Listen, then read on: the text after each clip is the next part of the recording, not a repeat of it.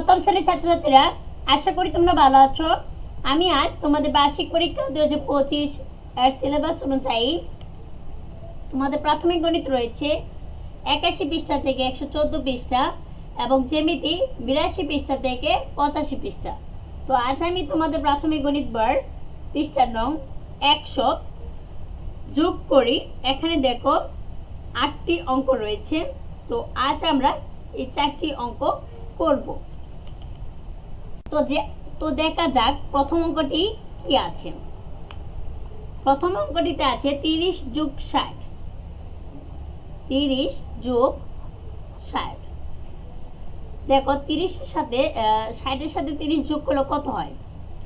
এখানে দেখো 30 এর একক শ্রেণী অঙ্ক আছে 0 এবং 60 এর একক শ্রেণী আছে 0।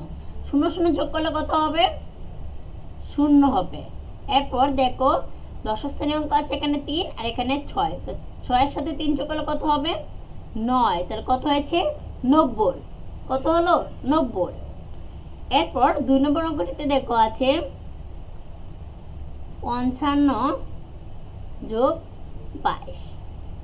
আমরা দেখো এটা যেভাবে যোগ করেছি ঠিক সেম এটাও 2 নম্বরটা আমরা যোগ করব। কিভাবে দেখো, একক শ্রেণী অঙ্কগুলো প্রথমে যোগ করব। তো একক শ্রেণী অঙ্ক 5 আর 2 হচ্ছে 7।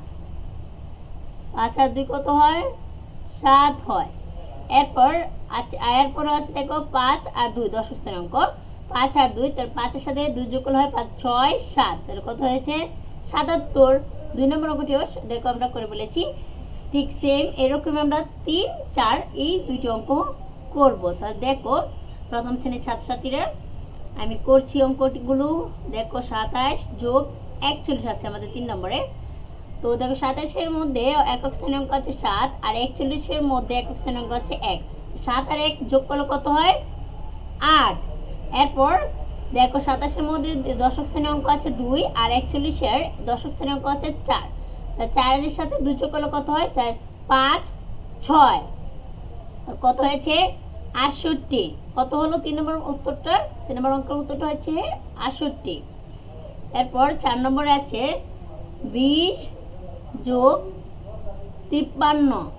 দেখো 20 এর মধ্যে একক শ্রেণী অঙ্ক আছে 0 আর 53 এর মধ্যে একক শ্রেণী অঙ্ক আছে 3।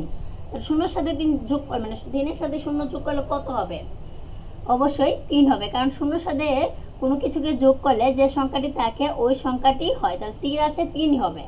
এরপর দেখো দশক শ্রেণী অঙ্ক 20 এর মধ্যে আছে 2 আর 53 এর মধ্যে আছে 5। তো 5 এর সাথে 2 যোগ করলে কত হবে? বা 6 7।